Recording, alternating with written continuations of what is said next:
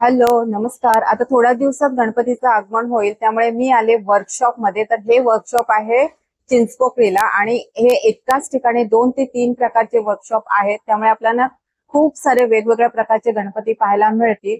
हे वर्कशॉप म्हणण्यापेक्षा मी तर म्हणेन हे गणपतीचं माहेरघर आहे. तर चला आपण पाहूयात वेगवेगळ्या प्रकारचे गणपती. हे घरगुती गणपतीचं माहेरघर म्हणून ओळख असणारे हे जे वर्कशॉप आहे ते चिंचपोकळी स्टेशनपासून खूपच जवळच्या अंतरावर आहे.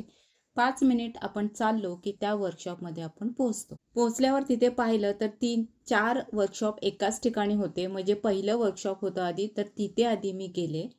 आतमध्ये गेल्यावर सुंदर सुबक अशी हिरेजडित मूर्ती एका कोपऱ्यात दिसली आणि माझी पावलं त्या कोपऱ्याच्या दिशेने वळली.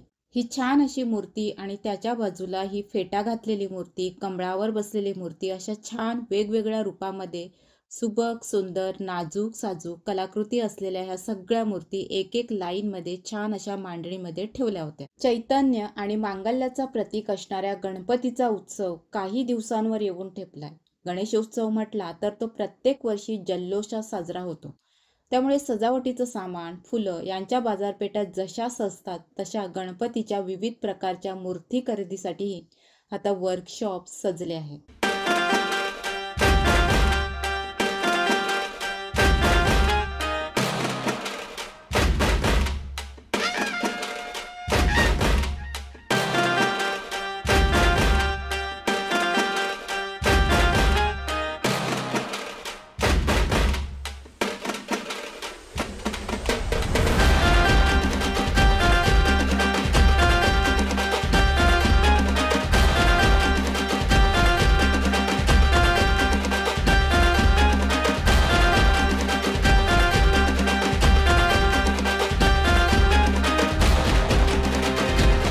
त्यानंतर मी गेले बाजूलाच असलेल्या दुसऱ्या वर्कशॉपमध्ये. तिथे छान अशा पारंपरिक वेशभूषा असणाऱ्या गणपतीच्या मूर्ती ठेवल्या होत्या.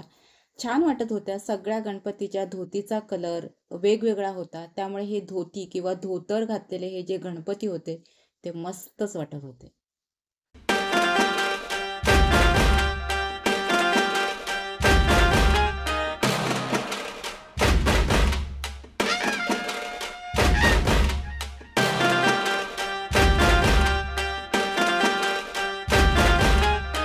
तिथे एक कॉर्नर असा होता जिथे सगळ्या मूर्ती शाडू मातीच्या होत्या. तसं म्हटलं तर प्रत्येक वर्कशॉपमध्ये शाडू मातीच्या मूर्ती होत्या.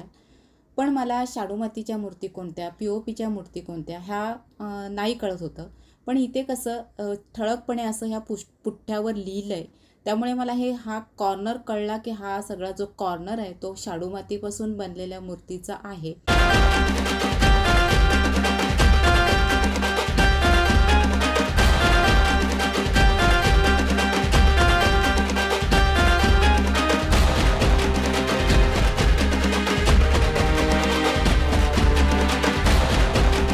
या वर्कशॉपमधून बाहेर पडताना मला छान अशी एक मूर्ती दिसली. ती मला प्रचंड आवडली. कारण की त्या मूर्तीमध्ये मला खोडकरपणा, मस्तीखोरपणा असं दिसत होतं. त्यामुळे अशा स्थिर मूर्तीमध्ये एखादा भाव दिसणं आणि अशी मूर्ती घडवणं सोपी गोष्ट नाही आहे. तर ज्या कोणी ही मूर्ती घडवली त्यांना सलाम, आणि ज्यांच्या घरी यावर्षी ही मूर्ती विराजमान होणार आहे त्यांनाही माझ्याकडून हार्दिक शुभेच्छा. चला आता तिसऱ्या वर्कशॉपमध्ये. तर तिथे लालबागच्या राजाचं गणपती होते. लालबागच्या राजाने आपली एक स्वतःची अशी वेगळी ओळख निर्माण केली. तर ती जी ओळख होती, तो जो लालबागच्या राजाचा थाट होता तो इथे मला सगळा बघायला मिळाला.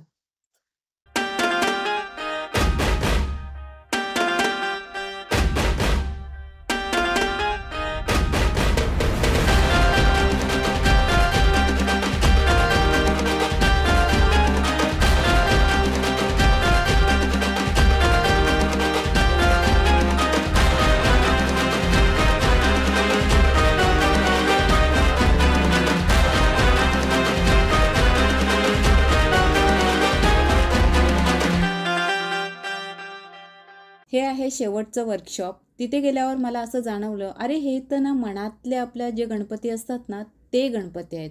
जसं की मी कोळी बांधव असेल तर मला होडीवर बसणारा गणपती आवडेल. मी शिवभक्त असेल तर शिवच्या बरोबर असणारा गणपती आवडेल.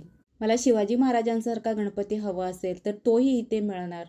त्यामुळे आपल्याला ज्या रूपामध्ये गणपती हवा आहे त्या रूपामध्ये इथे गणपती मिळेल आणि होते तिथे.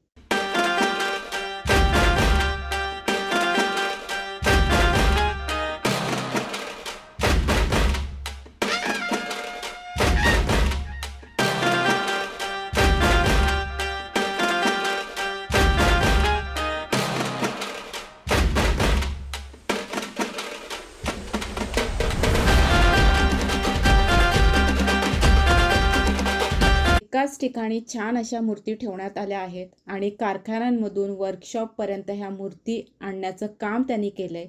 त्यामुळे आपल्याला घरगुती गणपती घरी नेण्यासाठी एक सोपं केलं आहे त्यांनी.